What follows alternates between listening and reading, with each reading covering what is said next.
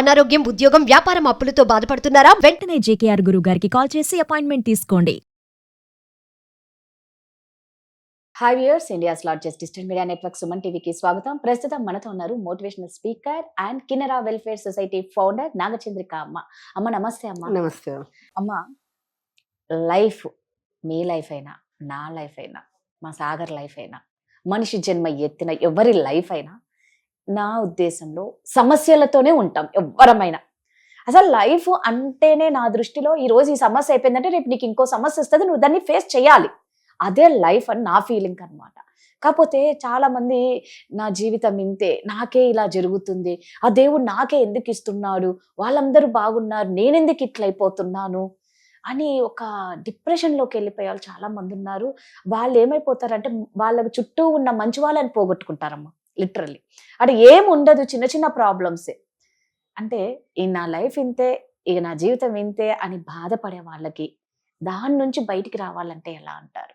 ఈ వ్యక్తికి ఇప్పుడు జీవితం ఇది ఎన్నాళ్ళు బతుకుతా ఉంటే అప్పుడు అంతకుముందు 100 సంవత్సరాలు బతుకుతారంటా ఉన్నారు. ఇప్పుడు 100 సంవత్సరాలు ఎవరు బతకడం లే. జీవితం అంతా సంతోషంగా సాఫీగా నడవాలంటే చాలా కష్టం. ఎందుకంటే మనకు ఎదురయ్యే వ్యక్తులు, కరెక్ట్, మన పరిసరాలు కావచ్చు, వ్యక్తులు కావచ్చు, మన జీవన విధానం కావచ్చు, అన్నీ కూడా దీనికి ముడిపడి ఉంటాయి అన్నమాట. సో మనం ప్రతి వ్యక్తికి కూడా ప్రతిది చిన్నదాన్ని కూడా పెద్ద సమస్యగా ఆలోచించుకున్నప్పుడు ఇట్లాంటివి వస్తాయి అన్నమాట. అది ప్రతిదీ ఇప్పుడు పాలవాడు రాలేదు, ఈరోజు పాలు లేవు, పొద్దున టీ తాగాల మనము, పాలు, అదొక సమస్య. అక్కడి నుంచి అరుపులు మొదలైపోతాయి. కొంతమంది ఎత్తికిన టీ ఎట్లా, పాలు లేవు, అది లేదు, ఇది లేదు అనేసి అయిపోతుంది. అదొక సమస్య కింద అయిపోతుంది. పొద్దున్న గలగడ పేపర్ ఒకటి రాలే, అదొక సమస్య. అరే తబ్బు పడిపోతాను, ఈరోజు పేపర్ చదవలేదంటే ఈ పొద్దు బతికేలేదు మనకి. ఇట్లా ఇట్లా చిన్న దాన్ని, అదంటే గోటితో పోయేదాన్ని గొడ్డలరుగా తెస్తారని చెప్పి అంటారు చూడు. చిన్న చిన్నటి అన్ని చిన్న చిన్నవి కూడా పెద్ద ఇది. కానీ నిజంగానే పెద్ద సమస్యలు కూడా వస్తాయి ఒక్కొక్కసారి మనకు.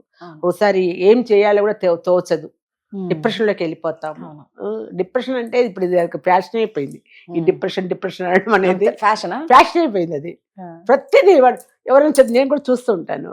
ఏదన్నా కొంచెం మూడీగా ఉండి సరిగా పలకకపోయినా, భోజనం చేయకపోయినా, నిద్ర పట్టలేదని అంటే నీకు డిప్రెషన్లోకి వెళ్ళిపోతున్నవారు నువ్వు అంటారు. అంత చిన్నదానికి డిప్రెషన్లోకి ఎవడు వెళ్ళడు.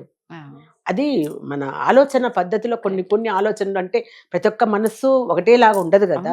కొంతమంది కొంచెం ఇదిలో ఉంటారు, కొంతమంది బాగా ధైర్యంగా ఉంటారు, కొంతమంది చిన్న చిన్న దానికి బెంబేలు పడిపోతా ఉంటాము. అదే ఉంటుంది ఇది. కాకపోతే మనసు మనము చాలా స్ట్రాంగ్ గా పెట్టుకోవాలి. లేకపోతే ఇప్పుడుండే ప్రపంచంలో బతకడం చాలా కష్టం. కరెక్ట్. ఎందుకంటే జీవితంలో ఒక సమస్య రాకపోతే మన జీవితమే లేదు అసలు. ఆ సమస్యను మనం ఎదుర్కొన్నప్పుడే కదా మనం స్ట్రాంగ్ అవుతాం. అంతే మరి. ఏదన్నా ఇప్పుడు చూడండి, ఒకటి దీనికి ఉదాహరణ, అంటే చిన్న విషయమే. ఇప్పుడు ఆరోగ్యం బాగలేదు, ఏదో పెయిన్స్ రావడము ఏదో జరుగుతాయి మనకి. అట్లనే మనం ముడుచుకొని పడుకున్నాము, ఇది మందులు మిగుతున్నాం పడుకున్నాము అంటే అది ఇంకా ఎక్కువ అవుతుంది తప్ప అన్ని ఇంకా బిగుసుకుపోయి శరీరంలో ఏ పని చేయకుండా అయిపోతాయి.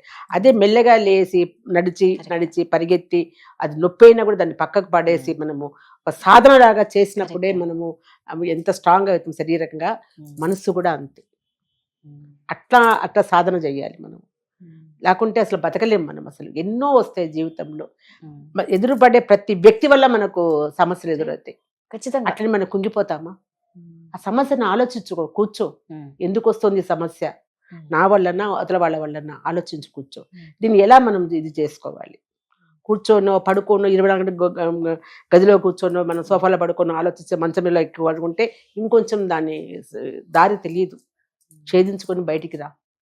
ఎన్నో ఉన్నాయి మనకి ప్రపంచంలో మనం నేర్చుకోవాల్సినవి, చూడాల్సినవి. ఎంతో మంది ఎదురయ్యేటోళ్ళు ఉంటారు, నీకంటే కూడా బలంగా కష్టమైన దాంట్లో పడేటోళ్ళు ఉంటారు.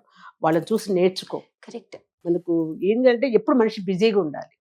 ఎప్పుడు మనకు ఏ పని లేదు, ఆలోచన లేదని అంటే ఇదే ఇట్లా ఎదుటి మనిషిని ఏదైనా టార్చర్ పెట్టడమో, లేకుంటే మనం టార్చర్ పడ్డమో ఇంకా మొదలవుతాయి తప్ప దానికి ఇంకా దారి కనిపించదు, దొరకదు కూడా. అసలు ముందు మంచి వేలో వెళ్ళు, మంచి ఆలోచన చెయ్యి.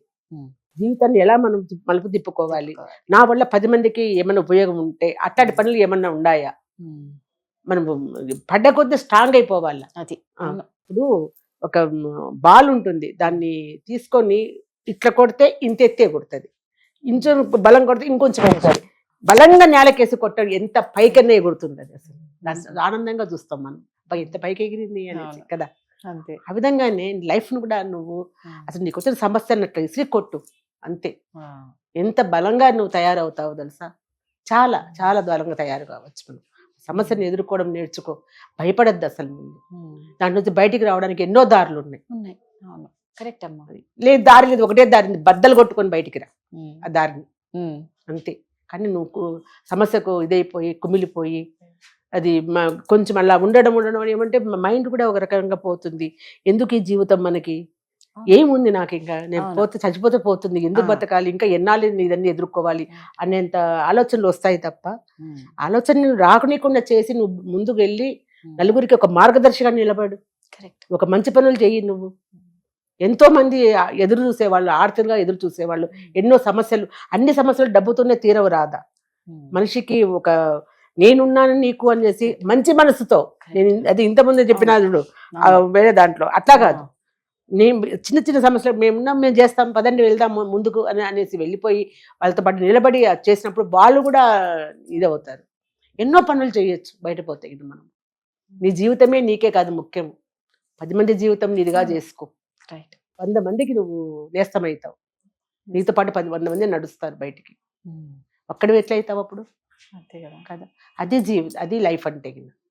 నేను తిన్నానా, నేను పడుకున్నానా, నా సమస్యలు కుమిలిపోయినానా, నాకే ఇవన్నీ రావాలన్నా, ఇది ఇది కాదు. భగవంతుడు ఏం చేస్తున్నాడు, ఇంకోటి కూడా నేనే నా వర్షంలో ఏమంటానంటే, ఒకటి మన జీవితం నుంచి లేకుండా చేసినాడు దేవుడు అంటే అది మనకి పనికిరాదు కాబట్టి దేవుడు మన దగ్గరికి రాకుండా చేస్తున్నారేమో, అంతకంటే మంచి ఏదో మన కోసం ఎదురు చూస్తుందేమో అని ఎందుకు అనుకోకూడదు. ఆ దుర్మార్గంకి మన బలి కాకుండా మనం ఆపినారేమో దేవుడు అంతే అని ఎందుకు అనుకోకూడదు. బలి కాకుండా ఆపిన, అందుకని దేవుడు నాకే ఇట్లా ఎందుకు ఇచ్చాడు అని ఎందుకు అనుకుంటున్నావు నువ్వు. చిన్న అంటే నాకు అన్వయించుకుంటున్నానని కాదు, నా విషయం కూడా అదే జరిగింది. నా విషయంలో కూడా జరిగింది. నేను అసలు అంటే భర్త వల్లనే ఇబ్బందులు పడి ఇదైపోయి అన్నప్పుడు ప్రపంచం చీకటి అయిపోయింది అనిపించింది నాకు.